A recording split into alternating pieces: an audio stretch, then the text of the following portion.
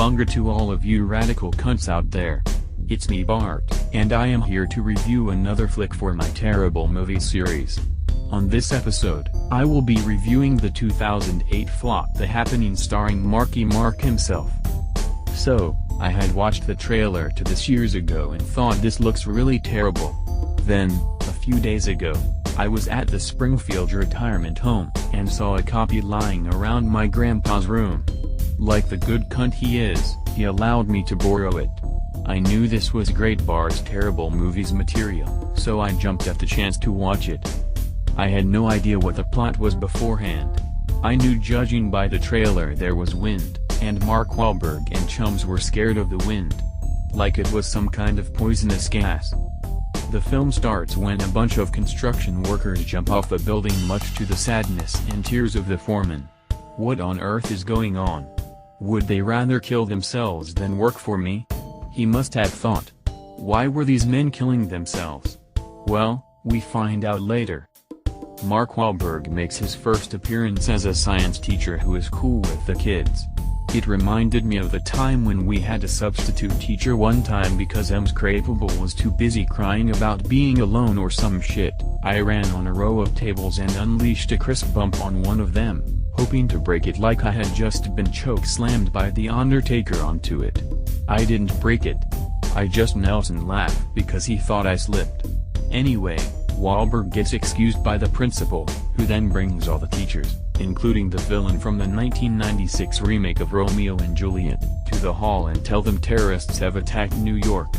The thought of such top terrorists groups as the Taliban or ISIS coming up with a toxin that makes people kill themselves, and the effort they'd put in making the toxins, made me laugh. Then we see Zooey Deschanel. I hate this movie already. She is having sexy chats with a man called Joey. Yet she is with Marky Mark. I bet Joey looks like a right hunk. Like Gosling or Tatum. Or Simpson. Panicking, Wahlberg and Deschanel get the fuck out of Dodge with the Romeo and Juliet man known as Julian, and his daughter whose name I don't care to remember. They ride the train to somewhere. Might have been to Baltimore or some shit. Again, I was too busy looking at Marky Mark looking confused and baffled on how on earth he agreed to do this film, no doubt. More suicides happen. The taxi driver looked like Bud from that 70s show was one of them. Man, I wish I didn't stop watching that 70s show to watch this, I thought after seeing him.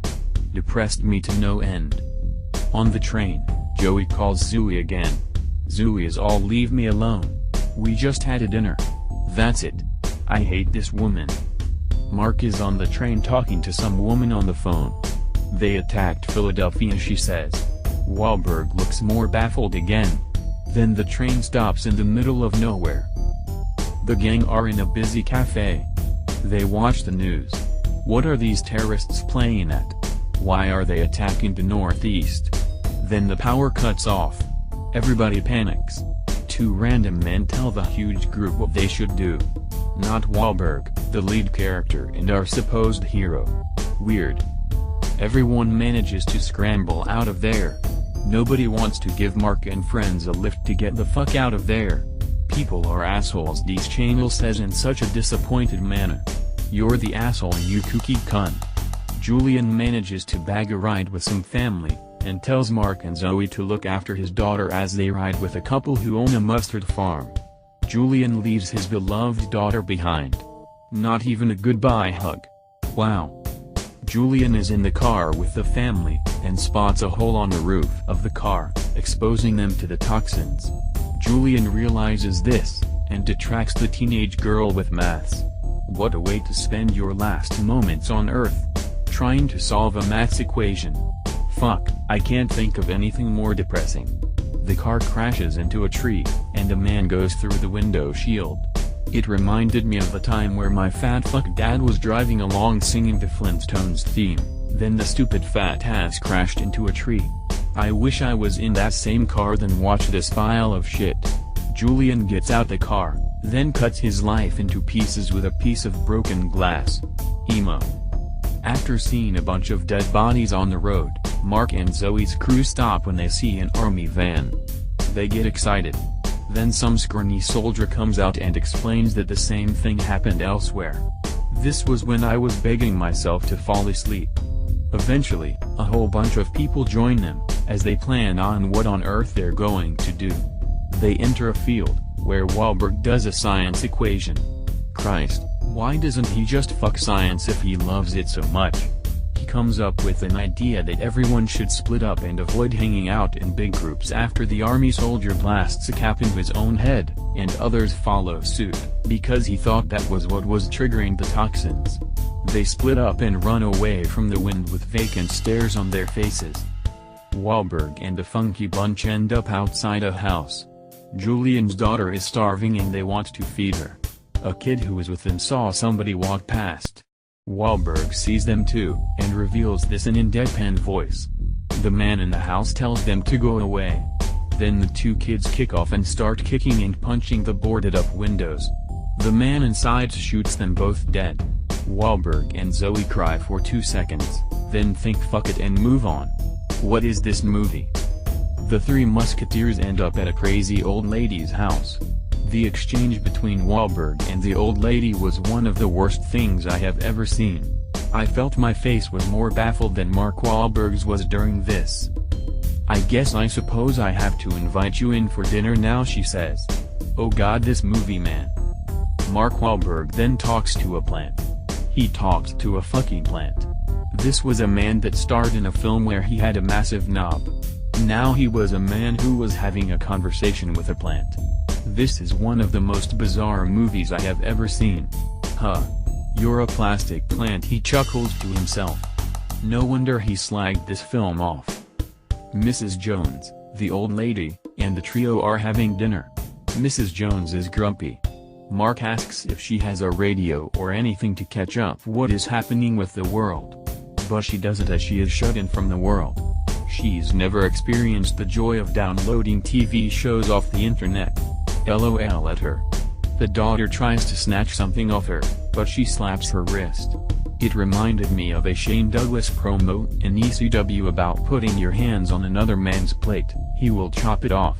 It made me want to watch Shane Douglas shoots on the SMSL channel, which I will link on the usually unfunny subscribe screen at the end of this video. I suppose I have to let you stay in, Mrs. Jones grumpily says. The trio are in a room whispering to each other. Mrs. Jones is outside saying she doesn't like it when people whisper. Oh god, I don't know if this is a parody or not. The next morning, and Mrs. Jones goes outside when it is windy. She kills herself by headbutting walls and windows. This was more laughable than scary. Wahlberg panics, and scrambles to find the Deschanel little girl. He covers a door frame so the wind can't cause him to kill himself, then enters a room where he hears the Deschanel girl having a giggle. He sees they are actually in a hut across him, and can hear them through the pipes. Then they have a boring conversation where they can hear each other clearly some 70 foot away from them. After minutes of shite, Wahlberg gets bored and thinks fuck it, let's kill ourselves, and they both meet each other halfway in the windy field. Oh no, they might have killed themselves. Well, it turns out they didn't, because 3 months later, they are all happy and living in their flat in Philadelphia. From what I have noticed, Mark was a huge PS2 fan, and loved the Grand Theft Auto series. It turns out the toxins that sent people to kill themselves were warnings from fucking plants, and worse things could come. And the movie ends with people in France becoming affected. Oh god, this film was a film that did not need to get made at all. I don't know what they were trying to achieve here. Was this a parody of scary movies? Because if so, they've made those talentless pricks Seltzer and Feinberg look like Monty Python in comparison. Wahlberg looked like he didn't want to be there throughout the entire movie. Zooey Deschanel had one facial expression throughout the entire movie. I still have no idea what the point was. So it was plants that wanted to kill humans? What is plants' beef with humans? Why are they got to be beefing? Is it because sometimes humans like to piss on plants when they're desperate for piss or completely wankered? Or maybe they pull a leaf off and wipe their ass with it after a nice nature poo. I spend the entire film confused and saying why? I liked M. Night Shyamalan's The Sixth Sense. But this This film is fucking bizarre. This wasn't the worst film ever made. It's not even mediocre. Mediocre has a feeling. This film was nothing. It made me feel nothing, besides the odd moment of confusion. My soul felt nothing. The happening? More like the nothing. I'm just sad that the How Did This Get Made podcast won't do an episode based on this.